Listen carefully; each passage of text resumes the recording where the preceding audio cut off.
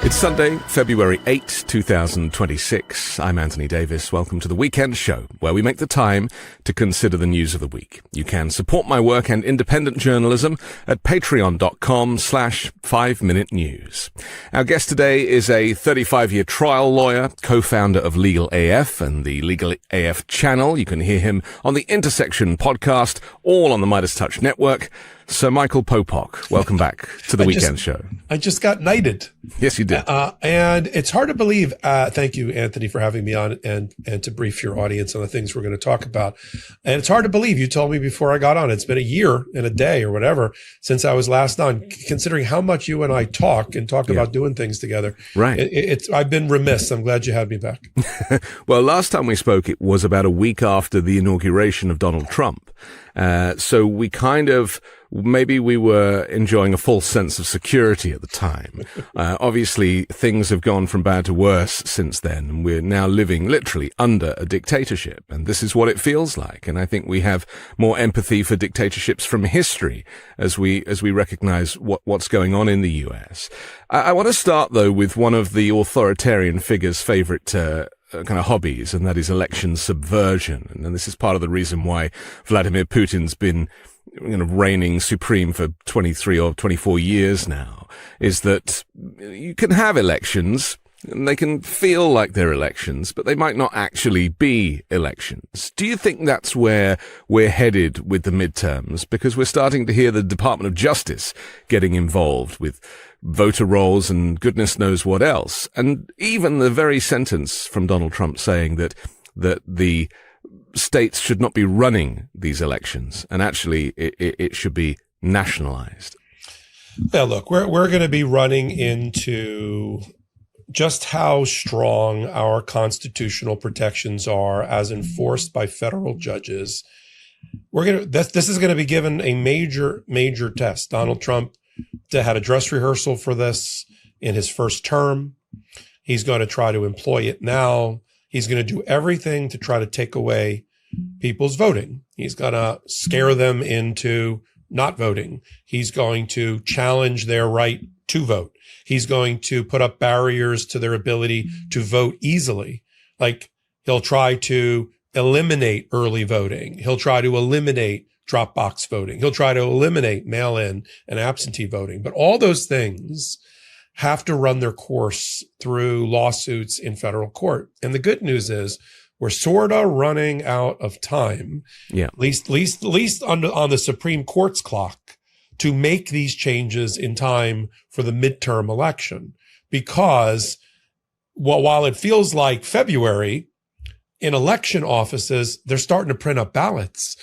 People have to declare what congressional district they are running in. So Donald Trump's efforts to change the rules of the Constitution, which put states and for a reason, not the federal government in charge of all elections, including federal elections. The reason for that historically, right, so we know how we got here, is because the founding fathers and the framers did not want so disconnected the control of the elections and leave that in Washington because people didn't trust the federal government. Boy, this sounds so true today. Didn't trust Washington to make the decisions and wanted the decision-making about the time, means, manner, and method of voting to be in the hands of the people through their elected representatives in the state. It's the foundation of our federalism.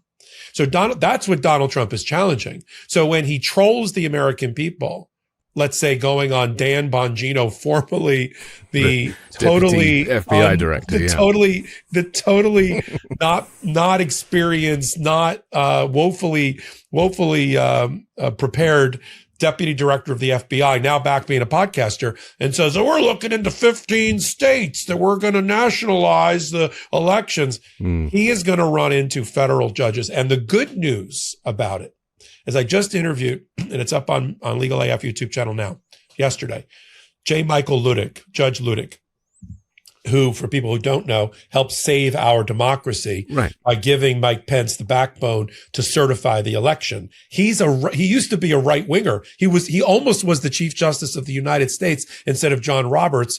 And we would have been a lot better off had that happened. But he has now said all the voting has to go in favor of the Democrats. He's working hard to do that. But he said federal judges in the last 6 months, and he's spoken to many of them, are now no longer as fearful as they used to be about the Trump administration because of the public outcry and outrage, and globally outrage against Trump is giving them the courage they need to hold Trump accountable in a way they didn't even do in the first year of the second term. So that gives me a lot of confidence. But I want to give our public, our audience, some confidence that these are all going to have to be litigated through public interest groups, the ACLU, the Democracy Forwards, the attorneys general, especially the attorneys general, about this attempt to take over elections. And it probably will not impact the midterms because we're already in February. But if Pam Bondi is involved now, and if we use, if we use Minneapolis as an example, we'll take the ice out of Minneapolis if you give us your voter rolls. That came from Pam Bondi, the Attorney General. Like, that is an unprecedented kind of crossing of the streams, isn't it? Yeah. So if it's that high already, if she's already doing his bidding, and that's before we talk about, the FBI doing their investigations and everything else, in Georgia, surely litigating it at a level that sits below the Attorney General is going to be stalled or in some way compromised. Well, I'm not saying they're not going to try. I mean, when Donald Trump says 15, reading off his palm card, and he says 15 states, that sort of matches the amount of states that the Department of Justice's Civil Rights Division has sued to try to get their voter data. Yeah. Most of those states, all of the blue ones, have told the Trump administration to go pound sand. It has ended up already. We already have several rulings, including Judge Carter, who famously was the first one to call Donald Trump a criminal during the insurrection litigation over John Eastman and his emails. Now he's back. And about a month or so ago, he said, I'm dismissing the lawsuit by the Department of Justice because they have no role and have no say in how states run their elections.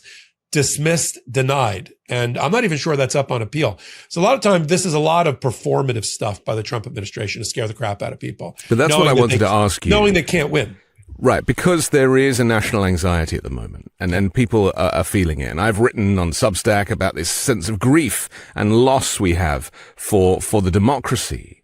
And obviously the rest of the world is looking on and is thinking, America sneezes, the world catches a cold. This is a disaster going forward, aside from the economics of this storyline. But that there is an anxiety about the fact that the justice system is not holding together. So any reassurance you can give at this stage is very helpful. Yeah, look, I think that we just had a ruling yesterday by the United States Supreme Court. Let's start there, about congressional maps. And they have effectively blessed 9-0 California's +5 Democrat redrawn maps to be used for this midterm. Now, it should not be a surprise that it was 9-0 in a one-line order. This was brought by the California Republicans, but really brought by the head of our Civil Rights Division, Harmeet Dillon's law firm. Ethical conflict, anyone? The Dillon firm, representing the Republicans, joined by Harmeet Dillon in her role as Department of Justice Civil Rights head, brought an emergency injunction to the United States Supreme Court, begging them to overturn that map and make them go back to the map before. Remember, this was a call and response between California and Texas. Texas, infamously added 5 red Republican seats. California responded and neutralized it. Yeah, and that was under instruction from the president. He literally said, create these extra seats. But in early December, in a case involving a challenge to the Texas maps, in his concurrence, joined by Gorsuch and Thomas, of all people, Alito said, we're okay with partisan map drawing, blue and red, as long as it's not black and brown and white, as long as it's not racial. Yeah. If it's partisan, and he expressly said Texas and California is plain and simple partisan map drawing. That was in December. So I was not shocked yesterday when there was no dissent, 9-0, California, you do you. And that will have a trickle-down effect or a cascading effect on other states who are sort of waiting around to see what they would do. We are in February. California, on February 9, you have to declare that you're running or not in a congressional district. So you have to know what the congressional district is. Okay. So people think, oh, the midterms are so far away. They're not far away for election officials because they're printing ballots and people are committing and people are raising money. And even the Supreme Court, under this doctrine that they made up, called the Purcell Doctrine, says the closer you get to an actual election, the less likely we as a Supreme Court are going to interfere with it. We'll take it up later, but we're not going to interfere with it this election. We're getting awfully close. I say by March, game is up. No more changes to the rules related to this midterm election. Gavin Newsom was the one who kind of fought back against Texas and made the point very early that if they're going to play those games, then we're going to play these games too. That was very much out of character for the Democrats. The Democrats are more kind of softly, or even not at all. And do you think that kind of leadership that kind of leads to litigation is the right way for Democrats to play it? Because, we often talk about this vacuum of leadership on the Democratic side. And Newsom obviously seems to be one of the few who is not scared of Donald Trump. Yeah. Look, there's an old saying that always makes me laugh, but is true. You know those sayings about how you can divide the world into 1 or 2 or 3 different parts. And the one that I've always liked is there's 3 types of people. You either watch things happen, you make things happen, or you say, what the heck just happened? Right. And the Democrats had always been in the third camp, at least against Donald Trump. Like, what just happened? We're always a day late and a dollar short. Yeah. We don't have that luxury any longer. The one thing you can say about MAGA and Donald Trump is the discipline of message and of action is breathtaking and something that we're a little bit envious of. Now, we don't like any part of the policy, the depravity, the immorality, because there's no conscience, though, and that's the difference. Right? Well, that 1,000%. I've said America will tolerate a lot in the political dialogue, but a heartless president and party doesn't seem to be one of them, and I'm encouraged by that. But the Democrats and our audience no longer has the luxury of being the silent majority or on the fence.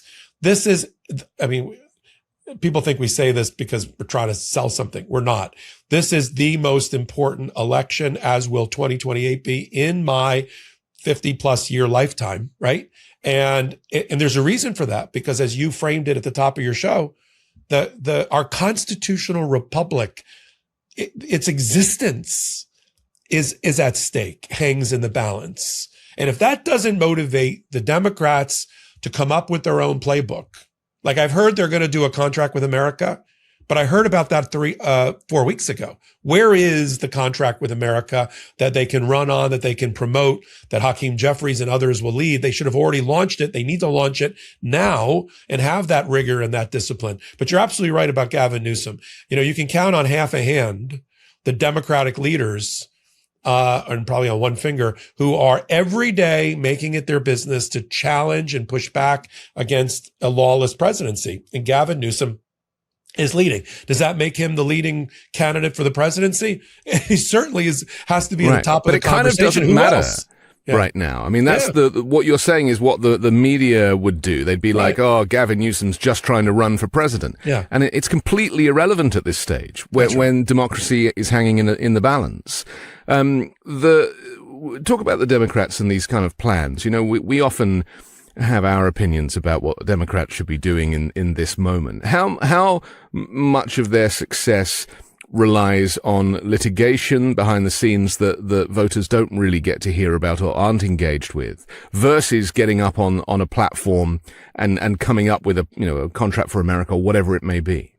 I think it's both. I think from the litigation tool bag, as the ACLU has recently said, you got to delay, dilute, and defeat, right? You've got to slow bad things down from happening, overturn the ones that are unconstitutional, illegal, and do that with we're going to hit my mark. I said 4,000 lawsuits will be filed against the Trump administration before it's over. We already went over 1,000. And he boasted about that the other day. He said, I am the most litigated against president in history, like it was a badge of honor. And you can double the number if you add habeas corpus petitions being raised by people who are in detention and otherwise. So what is the purpose of that? Well, they're defeating Donald Trump.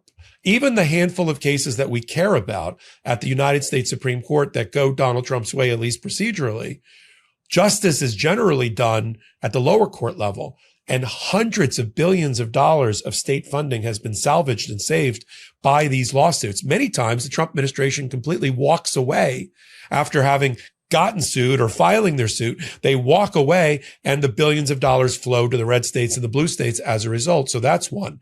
Two, his most of what he tries to do, especially on the criminal side, like going after his opponents, he knows he's never going to prevail, but he doesn't care. He wants the pound of flesh. He wants the headline. He wants to make their life miserable. He doesn't care about the political or legal ramifications after that. He gets bored anyway. He's bored we all know he's bored by his job. He doesn't want to do the hard work of governing properly.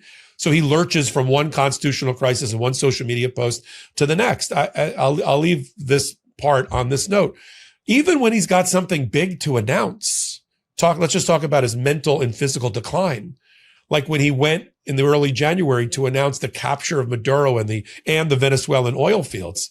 He had the energy level of somebody at 3:00 in the morning ordering from a McDonald's drive-thru.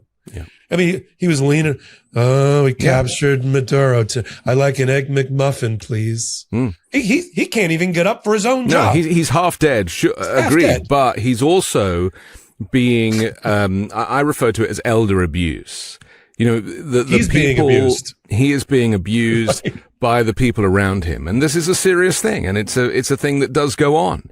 You take advantage of the person who controls the purse strings or who, ultimately gets the final say because you're saying, sign this, right. And he's doing it. Grandma, sign this amendment to the will, Grandma. Here's your hand. Yeah. Right. And so this is a real problem because, Ben made a video about this a couple of days ago showing his cognitive decline, which always includes clips of him saying, I aced the cognitive test like no other president in history. The dementia test. And this is a real problem because the deterioration is so apparent. And just in the last 2 months, I'm sure you have, but I recognize a massive decline where he goes off on a tangent and starts talking about we're great with the waters. And the interviewer is like, what? Oh, with the waters, when we hit the boat in the waters. So he's not able to talk about the boat first. He has to talk about the waters first. Or Melania's panties. Why is he talking about Melania's underwear? Yeah. But I don't know about your parent situation. I lost both my parents, but I had one parent that did not suffer from dementia, my father, and I had another parent who had frontal lobe dementia. I'm not a clinician. I'm not here to, I don't get paid to diagnose, but I have eyes, and I can watch. And if you just watch videos, as you've said, not only from first term to second term, in the last 6 months, in the last 2 months, the physical decline, the mental decline, and I agree with you, he's being taken advantage of by people like Stephen Miller, like people like Russ Vought. I don't even think he knows what Russ Vought, the Office of Management and Budget, does every day. Right. Besides who destroying America. Most of the responsibility. And yet these individuals are very dangerous, unelected, chosen by Trump in the outset, but have a playbook all of their own. And absolutely, this is the danger for America. Trump is not really the danger. He is the Trojan horse in this case. You just have to look at his postings. Yeah. I mean, whether he's writing them for himself or somebody's writing them they're just incoherent ramblings of a madman. Yeah. Suddenly yesterday he woke up to go after Leonard Leo of the Federalist Society again. Right. But there is genius in the madness, whether it's being, as you said, somebody else is controlling him, because they have found a way. New York Times did a good study of this right at the New Year, to dominate the micro news cycle every day And if it's a slow news day or a bad news day, more likely for them, they find a way through a lawsuit. Okay, we're having a really bad news week. Let's sue Jamie Dimon at JP Morgan Chase. Oh, we're having a really bad week. Let's Melania will sue Michael Wolff, the journalism, for defamation. So they have this other thing, which is this distracting personal lawsuit thing that they file on a biweekly basis for billions of dollars so that you and I, we don't take the bait, but that so you and I or other journalists will talk about it, you know?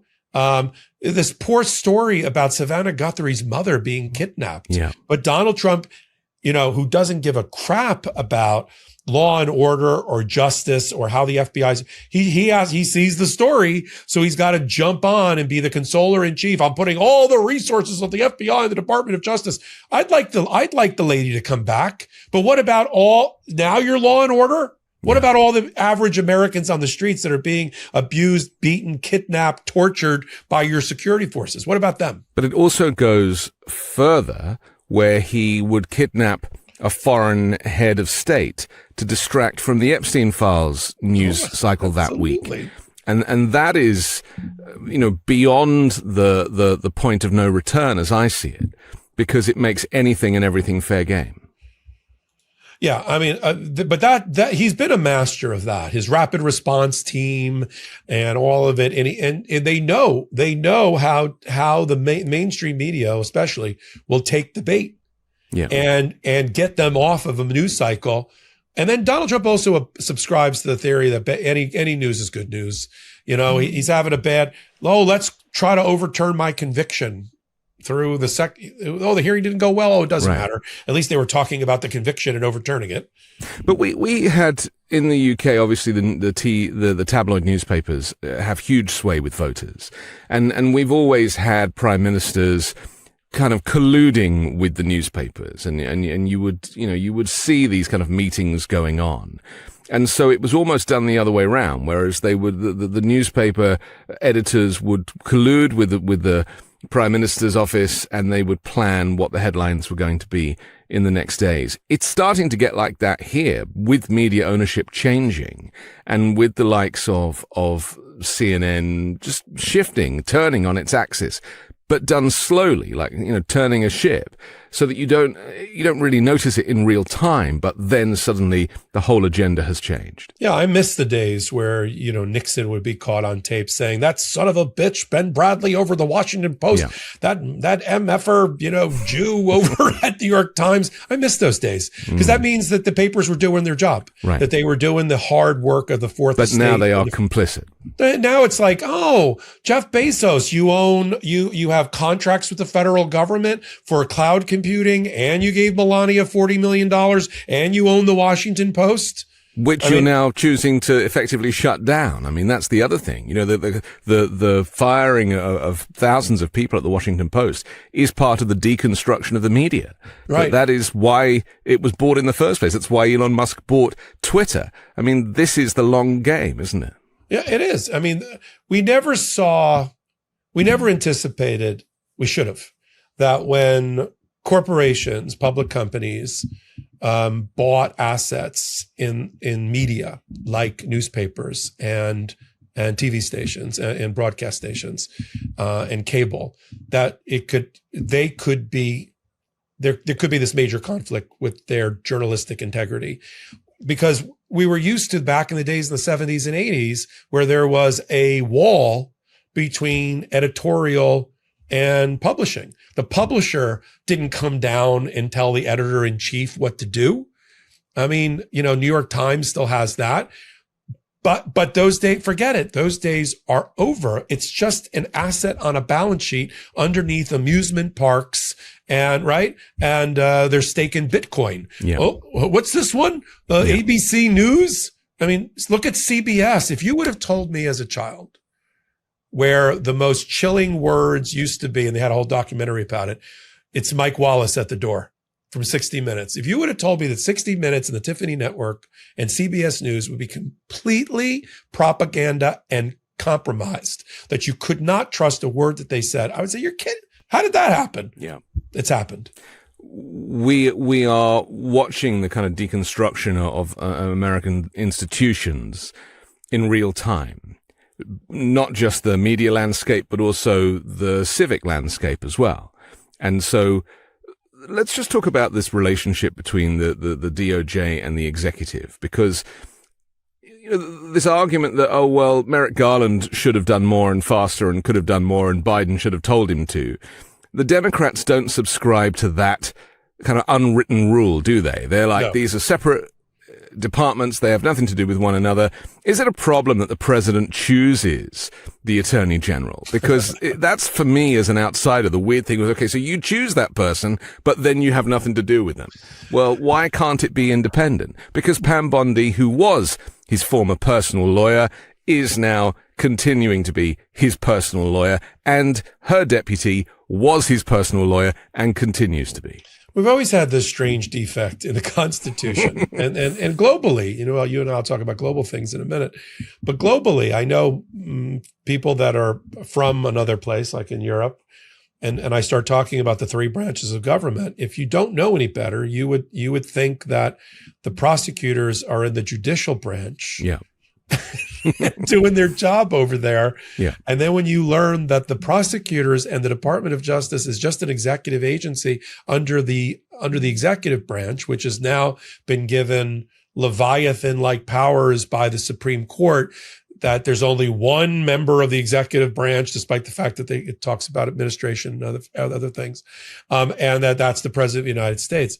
But fortunately, after Nixon, where we had a corrupt attorney general who went to jail, and we may have that again in the last criminal presidency, and that which made the Trump 2.0 look like a bunch of pikers, like kindergarten, what Nixon did. Yeah. But even then, after that, there was bipartisan support to both because of J. Edgar Hoover in the FBI, who had a close personal relationship with most presidents and also blackmailed them.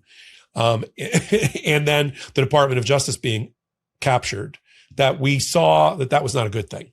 And that even though technically that could happen, and under the way the Constitution was written, we didn't want it to happen. So, and then every president bought into that until Trump, which is that we have an independent Department of Justice, an independent FBI, if you will, working for the Department of Justice, even though it was under the banner of the executive branch. Trump, who feels he got screwed by that, and his series of attorney generals who believed in that ethos, like Sessions and Barr and all the ones towards the end, he said, I'm never going to let that happen again. And so he was taught by the Federalists and the rest that he could just completely capture and remove the independence of the Department of Justice and bring them in-house effectively. Literally, he meets with them regularly to talk about cases. And if he doesn't do it, then J.D. Vance does it, or Stephen Miller does it. And Pam Bondi is a willing complicit in all of this, willingly right. complicit FBI as well. So this is what we're watching, a completely, I'll brand it, you've said it, the most corrupt Department of Justice we have ever had in our history is currently on full display, led by Pam Bondi, who's made millions and millions of dollars working for Donald Trump, invested with Donald Trump in the past. Nixon tried to hide it, though. I mean, Nixon did try and hide their scheme, but here there doesn't seem to be much in the way of, an effort to kind of keep this below ground. I mean, that text message that he sent to Pam Bondi that everybody thought was accidentally sent publicly when he thought it was a DM. Damn! I never thought that was a DM. I thought this is literally how open they are, because they just know that there is no one coming after them. The Supreme Court is on their team, and most of the prosecutors are on their team, and they have no line manager. That's how I like to put it. I like that phrase. They subscribe to the theory that sometimes the cover up is worse than the crime. Yeah. And they feel like, and I think some of the American people were believing this. If they're saying it out loud, it might not be that bad. Yeah. Because we're the most transparent administration. Right. Telling us they're transparent. They keep telling us they're transparent. Yeah. Trump on Thursday offered a new and shifting account of why Tulsi Gabbard, the Director of National Intelligence, was present last week at an FBI raid on that election center in Georgia, saying that she went at the urging of the Attorney General Pam Bondi. And let me quote Trump. He said, "She took a lot of heat 2 days ago because she went in at Pam's insistence, she went in and she looked at votes that wanted to be checked out from Georgia." You know, is that a direct quote? That's a direct quote. Yeah. The votes wanted to be checked? She went in and she looked at votes that wanted to be checked out from Georgia. Okay. Well, there's a number of problems with that. Mainly, I just did a hot take. The grammar is a good place to start. Grammar and syntax. Yeah. He seems to be allergic to. Yeah. The other is Todd Blanche was asked on Sunday morning talk shows, why was Tulsi Gabbard in Georgia? And he said, not only did he say, I have no idea, he said, effectively implying that the Department of Justice did not send her there, including Pam Bondi, who he either works for her or Pam Bondi works for him. I get confused. I think that confusion will be solved before this next year is over. I think Pam's out. That's my prediction. I think Todd Blanche will be the next Attorney General. But he said, I don't know why she was there. He said she wasn't there at our behest and she's not involved with the investigation. And then at the end, he gave this kind of curious, because he figured out that might not go over well when he got back home. So he said, but, you know, one of her jobs is election integrity. Like, what? What are you even talking about right now? So now we're back to, and at the same time, Ed Martin, who got fired apparently as the head of the weaponization committee for the Department of Justice, but keeps his job as the pardon attorney. His fingerprints are all over this. Yes. This Fulton County, Georgia raid to take 680 boxes away from Georgia related to 2020 election, including ballots, voter rolls, voter information. That's being prosecuted out of Missouri, where Ed Martin had a close relationship with the U.S. attorney there, MAGA. But then when he posted a photo, because he likes to troll the American people, Ed Martin, on the day of the raid, of him along with Sidney Powell, almost like rehabilitating Sidney Powell, who, by the way, is a convicted felon. Yes. For being involved. And what now? We're going back to the Venezuelan businessman, along with Venezuela created software with Dominion and Smartmatic to flip votes. We're going back there again? Apparently. I'll just quote Tulsi Gabbard from the day before Trump's quote. She said, "My presence was requested by the president and executed under my broad statutory authority to coordinate, integrate, and analyze intelligence related to election security." It's widely alleged that she is compromised anyway and is a Russian asset, right? Yeah. So, I mean, and we've also heard in the last kind of 72 hours that Jeffrey Epstein may have been working for the Russians as well. Yeah. And coordinating these kind of, not just, child sex trafficking, but also, he was kind of pushing political agendas too. They are all, as we've discovered, all crooks, all criminals, and all on get-rich-quick schemes with no conscience. Yeah. The amount of the hundreds of millions of dollars of Russian money that has gone through the Trump organization is breathtaking. And they say it out loud. Eric Trump saying, "Oh, we don't have to worry about banks. We have Russian money." Don Jr. saying, "We have a tremendous amount of Russian money coming through the Trump organization." We've never had an American president that has cozied up with our sworn enemy the way that, you remember FDR, there was a secret bank account where he was taking money from the Russians or at the time from the Germans. How about from the Germans? That was like, you write a Hitler bank account with FDR. It's almost the equivalent. And yet, how else to explain what appears to be a Russian Trojan horse occupying the White House? There's literally, Anthony, a photo of Putin and Trump hanging in the White House at Trump's direction, right? He's letting him have his way in Ukraine, killing innocent Ukrainians. I'm talking about Putin. He says he believes Putin over his own intelligence community. Helsinki, right?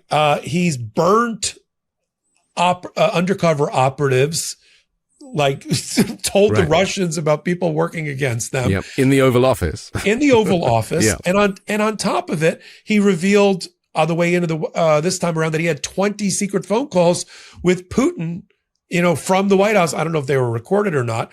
And this is, Trump has been Putin's wet dream, right?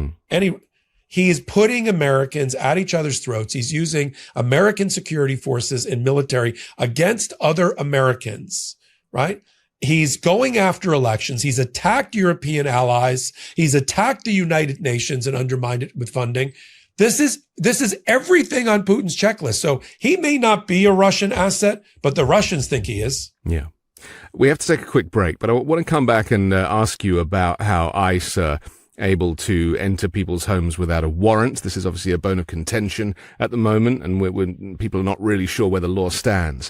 And we're also going to look at Trump's plan to take over the world. Maybe America is just not enough for him. We'll do that next on The Weekend Show. Starting something new isn't just hard, it's terrifying. There's that moment right before you hit publish or launch when all the doubt rushes in. What if this doesn't work? What if no one listens or buys anything? I remember feeling that exact way when I started this podcast. I had the idea, I had the passion, but I definitely didn't have all the answers. Still, taking that leap ended up being one of the best decisions I've ever made. And honestly, it helps a lot when you don't have to figure everything out on your own. That's where Shopify comes in. Shopify is the commerce platform behind millions of businesses around the world and 10% of all e-commerce in the US, from household names like Allbirds and Gymshark to brands that are just getting started. Shopify makes it easy to build a store that actually looks like you, with hundreds of ready-to-use templates that match your brand's style. And when it comes to saving time, Shopify is packed with a helpful AI tool that can write product descriptions, page headlines, and even enhance your product photos so that you can focus on the bigger picture. Worried people won't find your brand? Shopify helps you get the word out with easy-to-run email and social media campaigns like you've got a whole marketing team behind you. And if you ever get stuck, Shopify's award-winning 24/7 customer support is always there to help. Plus, everything lives in one place. Inventory, payments, analytics, no bouncing between platforms. And that iconic purple Shop Pay button, that's why Shopify has the best converting checkout on the planet, helping you turn more carts into actual sales. It's time to turn those what-ifs into with Shopify today. Sign up for your $1 per month trial today at shopify.com/weekend. Go to shopify.com/weekend. That's shopify.com/weekend.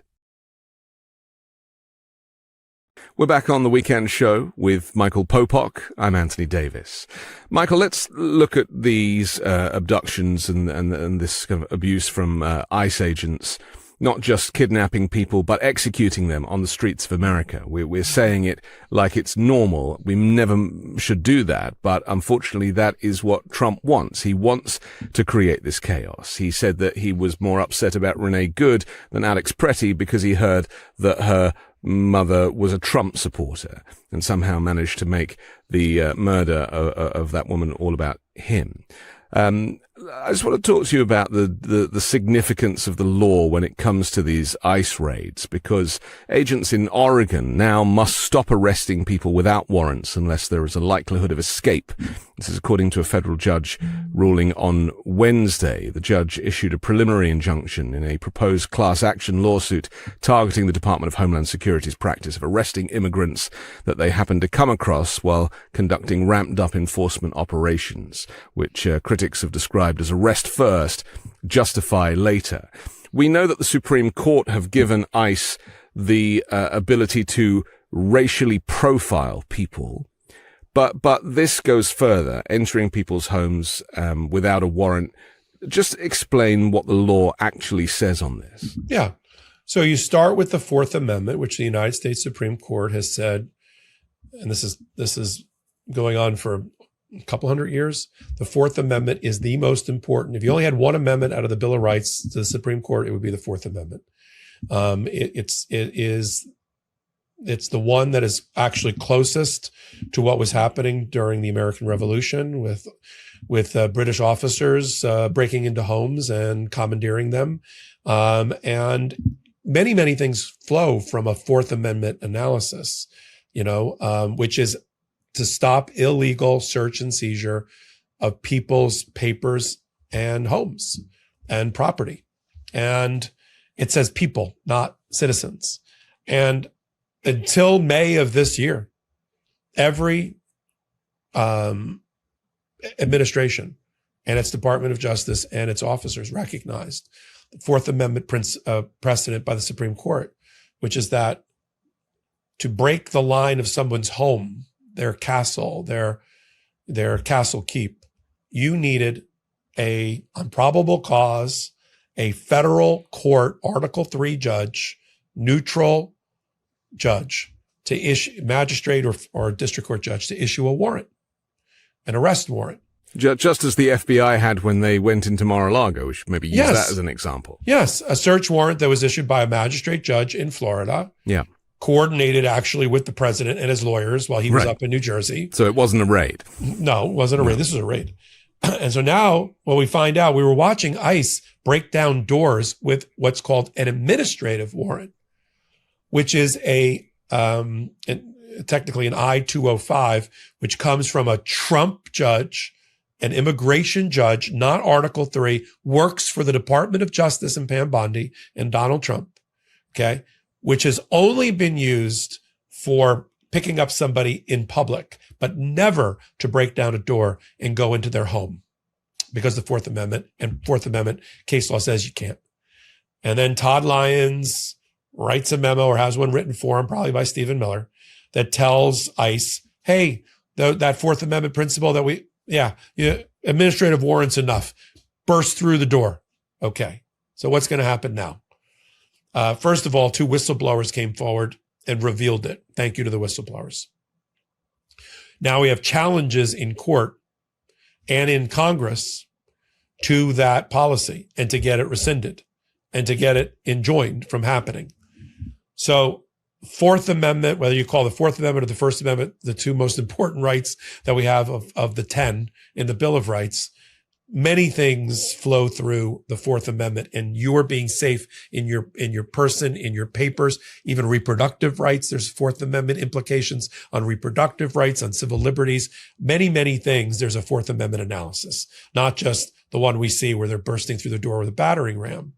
And now you have judges in Minnesota, in Oregon, in Chicago, in LA, and other places struggling to control in advance through an injunction which stops future behavior based on past performance, struggling to rein in the Trump administration. And I applaud the Oregon judge. I'm not sure who it was. It wasn't Immergut again, was it? No. I'll find out. Yeah, no, it was it was Mustafa Kasubahai. But it'll go up to the Ninth Circuit Court of Appeals. And the problem the appellate courts are having, whenever a lower court judge tries to step in and police the police and force them not to do certain things, just comply with the Constitution. Just don't do that illegal stop and search. The appellate courts have consistently been troubled by it, and they've told lower court judges not to do it, whether it's Judge Ellis in Chicago or Judge Menendez in Minnesota, or maybe even this judge in the future. Now, this all has to end up back at the United States Supreme Court. That has not yet been heard on the issue of whether a federal judge has the power with their injunction power to stop federal agents from doing bad things before they happen. I mean, the Seventh Circuit, when it chastised Judge Ellis, said, your job is to provide a remedy and relief after bad things happen, not try to stop them before. So I've used the analogy. It's like you're out and you know the light is out. And so you run out into the middle of the street as a judge to stop the car from colliding with the other car. And the court says, no, that's not your role. Your role is to let the accident happen and then mete out justice after. And that, we don't like that. I mean, we're not talking about Minority Report, where we're trying to stop crime before it happens. Yeah. But bad things on the streets, why can't a federal judge use the power of injunction to make them stop doing illegal things? But I will, just to not blow smoke or sunshine here, which I think is my brand, Appellate courts don't like federal judges trying to stop bad things happening before they happen, especially when it's law enforcement. And they just don't. And it's going to have to get to the Supreme Court. Good news when we get to the Supreme Court is that even this right-wing MAGA Supreme Court, when it comes to Fourth Amendment, is very protective over the Fourth Amendment.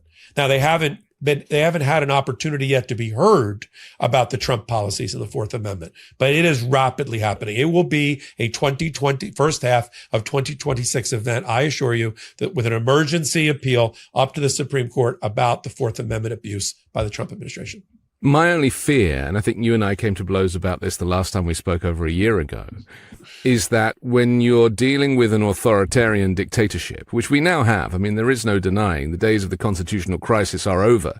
We are now into a full-blown dictatorship, is that Trump has said out loud, I am the law.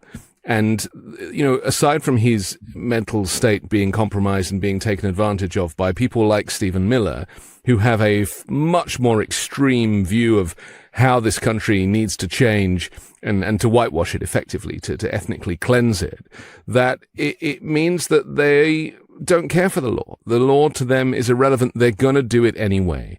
And that's what we're seeing. And so, you know, for all of the Tom Homan saying, oh, we're going to pull back or we're going to, you know, and all that rhetoric, nothing has changed in Minneapolis. Nothing has changed in Portland. They are still treating American citizens, aside from immigrants, as if they are criminals. And the whole kind of innocent until proven guilty, that kind of died out many months ago. I agree with you. And I just interviewed the legal director for the ACLU in Minnesota. And I asked her, I said, is it any better? She said, nope. Yeah. It's the same on the streets. See, there's this split screen that the Trump administration tries to take advantage of. Yes. Where they do the theatrics and the kabuki theater and the optics of, oh, we got rid of Bovino. Oh, we're pulling back people. Oh, yeah. Body cams. But the reality is, in your and my potential interaction with ICE, it's just, and Border Patrol, as American citizens, it's just as deadly as it was a month ago, because this is all just political fodder. But the in real life on the ground is just as dire, because these ICE and Border Patrol agents have been so turbocharged to do bad things that they didn't get the memo about not breaking the back window of a brain damaged person in a car, yanking them out of the window and dragging them down the street and calling them a body or an epithet or something else.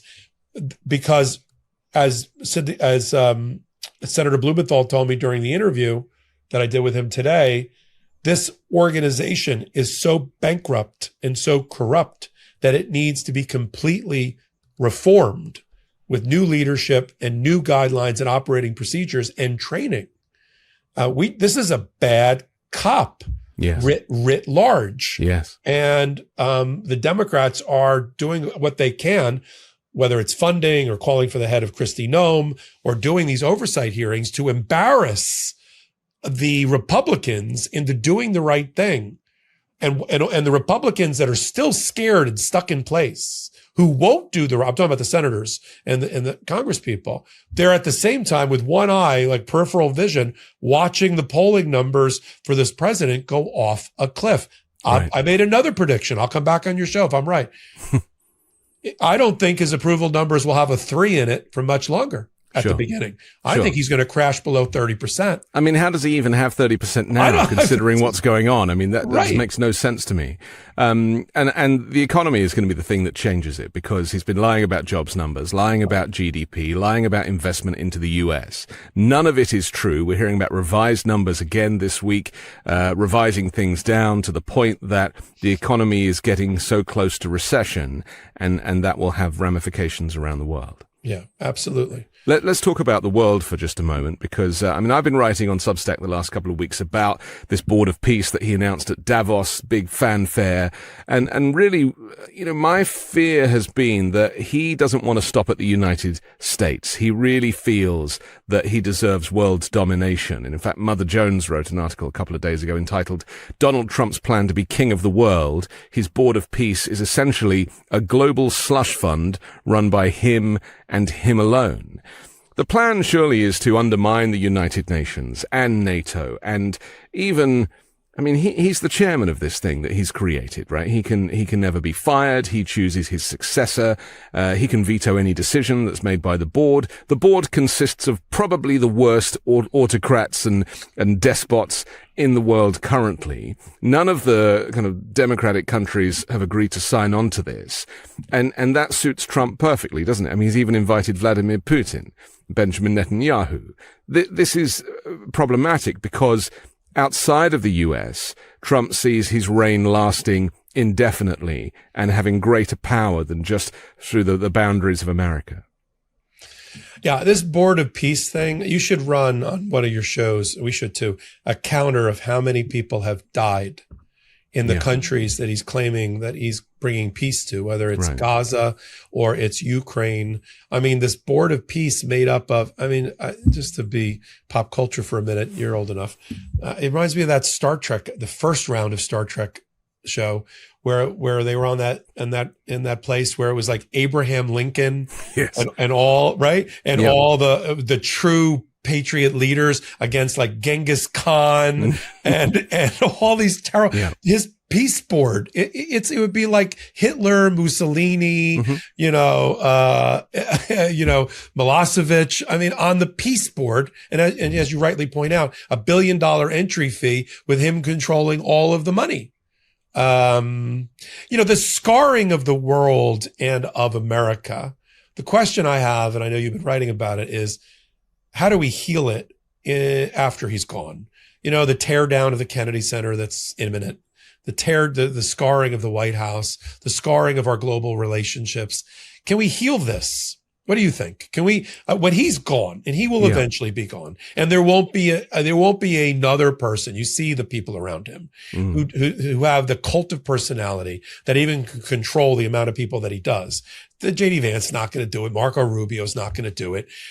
So when he's gone and off the world stage, and it will happen, whether chronologically or politically, right?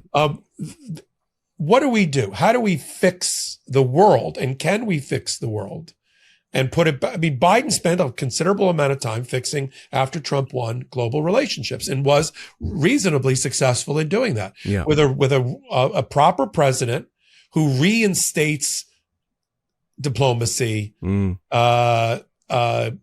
international funding for international crises, State Department funding, and kind of reinvigorates these. It'll take a while. It'll take 2 terms to do it. But do you think it'll be a success? No.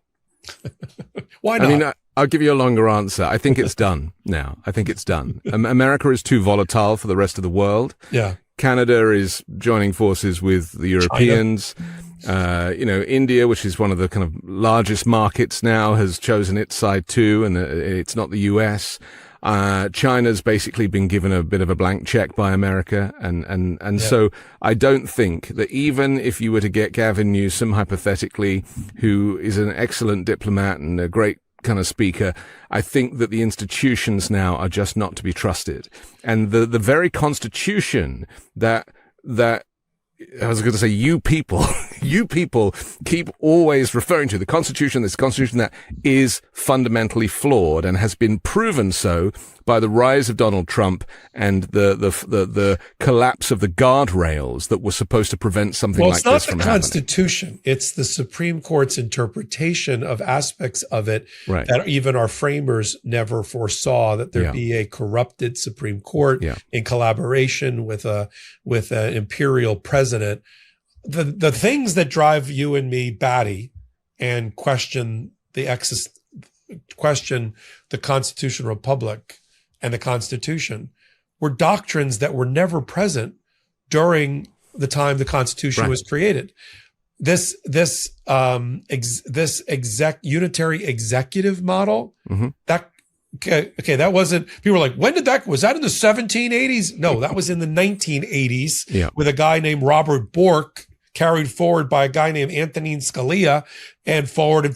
It was such a fringe theory that if you look at Supreme Court case law for the 1980s and 1990s, and people like Sandra Day O'Connor on the Supreme Court, they were like, that's a fringe radical theory. Right. But that is what we have now. But we have a unitary government. And Stephen Miller, of course, said it out loud on TV and stopped himself and pretended that the line had gone down. But my point is, it's not the Constitution that's defective. Right. It's these prisms that are being used to interpret it that are corrupted by a Supreme Court. We got to fix the Supreme Court, meaning, I'll be frank, we got to pack it. We need like but 5, we've been 6 more saying this people. for yeah, but we don't have the luxury anymore just to have an academic exercise, like a tabletop exercise. Like, wouldn't this be interesting if we had 15 people on the Supreme Court? No, we need 15 people on the Supreme Court. And we have to add 5 or 6 more that are by Democratic presidents. And people are like, well, what's going to happen if there's a Republican in there? Well, we just got to hope that generationally this will be the thing. But it's that still does it. Political, Michael. This is the thing. Yeah. And a high court in other countries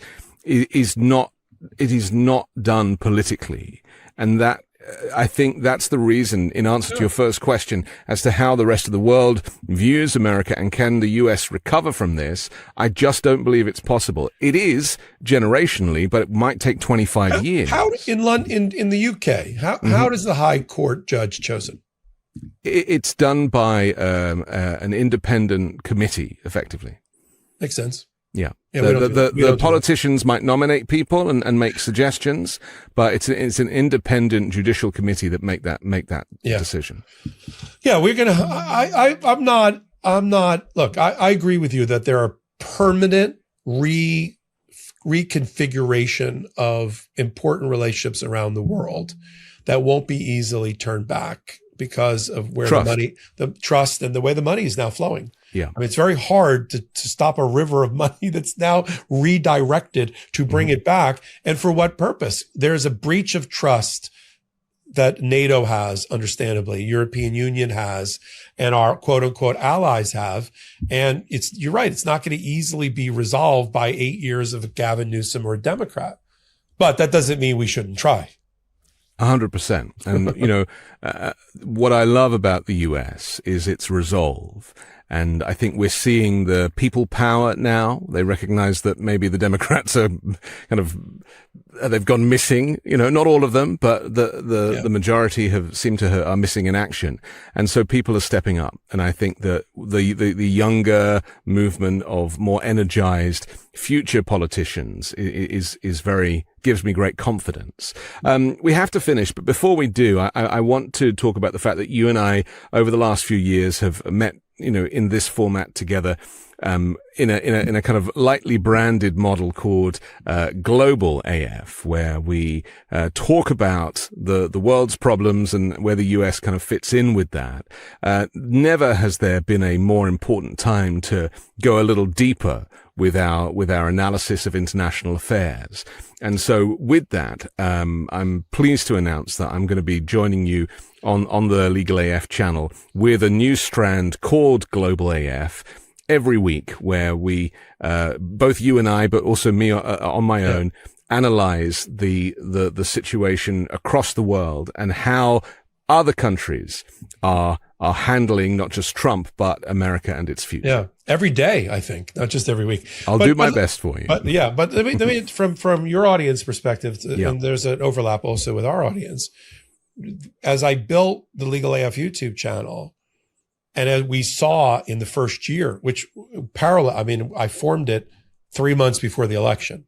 I mean, it stands on the shoulders of Legal AF, the podcast, which is 5 years old, but the channel itself and the curating of it. Once we saw that Trump's ambition went beyond ruining America, trying to take the show on the road, it's like a shitty restaurant that got closed down by the health department. It's like, let's go global. Yeah. Why? But once we saw that, and to meet the moment, you and I dusted off this concept. And I remember, I'll tell an insider story here. I remember you and I talked to somebody over at Midas about doing the show. And at the time, right around the time of the election, it was like, well, that's sort of far afield from. We were ahead of our time, Mike. We were ahead of our time. And we were getting a lot of pushback like, well, how are you going to do it? It's going to be covering global things. Like, no, we're going to cover U.S. interacting globally, anticipating that Trump would do something that way. And we were sort of shot down. I was like, we'll do it another time. Mm-hmm. But that same person went out and does daily videos about the global reaction to the Trump administration. Yeah. And I want to take some credit for you and me about for seeding a great idea. Right. So now the thing that I've known is missing, the hole in the swing and I'm trying to fill that at Legal AF YouTube channel, where I've added the American Civil Liberties Union for regular contribution, Democracy Forward, and a playlist, All Rise News with Adam Classfeld to talk about what's going on in the American courts from him being in the American court system. The thing that's missing is the voice of reason and analysis that can be trusted about global affairs. And so I reached out to you and said, hey, what would be great if you came and led that effort over on Legal AF? Now would be a great time. I've talked to some other people. I got this amazing lawyer in Miami, Christy Figueroa, who works every day in immigration and criminal immigration issues on behalf of clients and has a really good sense of what's happening in America and related to Latin America. And she's come on and done some, but I can't think of anybody better and more trusted to come on under the Legal AF umbrella to do kind of regular reporting in that area. So I'm so pleased to have you come on there, and I'll join you. We'll do some together. You'll do a lot on your own. And then I feel like, all right, I patched that hole. I can move on to the next one. I'm so pleased. Mars, I guess, is the next planet to look at. All Interstellar analysis. Yeah, exactly. I'm so grateful to you always for your expertise and your explanations. And I look forward to talking with you more regularly. But for now, Michael Popok, thank you for joining the Weekend Show. My pleasure. I'm Anthony Davis. Don't forget to support me and independent journalism at patreon.com/5Minute News, on my Substack, The Anthony Davis, or by joining the 5 Minute News YouTube channel. I'll come back next Sunday with a brand new special guest and more factual news to discuss on the 5 Minute News Weekend Show with Midas Touch.